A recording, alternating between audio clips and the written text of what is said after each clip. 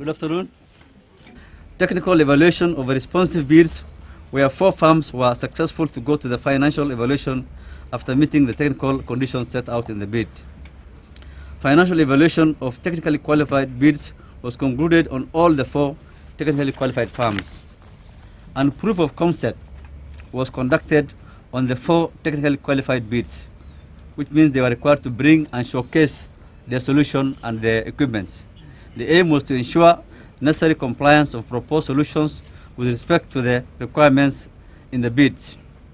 The evaluation of the BVR tender was conducted on from 4th of April and completed on 29th of April. In its recommendations, the evaluation committee recommended 4G identity solution for the award of the tender as the lowest evaluated bidder at a cost of Kenyan shillings 3.7 billion. However, after some negative information was received on the recommended bidder, the Commission wrote to the Public Procurement Oversight Authority for confirmation. Power responded that none of the 29 tenderers who submitted their bid were debarred, but the Ministry of Foreign Affairs did issue a letter advising against that company. I want to assure all of you that the committee which resigned because they made their own recommendations, which was against the evaluation team, and they stood by that. They were convinced that that was the right decision.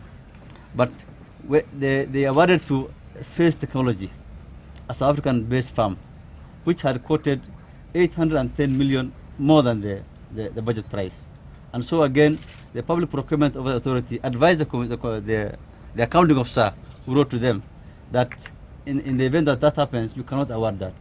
We know we are involved in a political process, but we want to assure them this is a tender for voter registration. It's not a tender for elections. It's not an electronic voting machine. We are simply buying software and equipment to capture voter data. So we want to assure them that even if people register more than once or twice, or even if people who are dead are registered, we'll still be able to capture them. But I want to assure you that the bulk of the equipments are being bought by using the government funds. Now, you mentioned about the technical capacity of these companies which were shortlisted. Of course, it is true that it's good to have had a company which had experience in registering voters in other countries in Africa or even all over the world.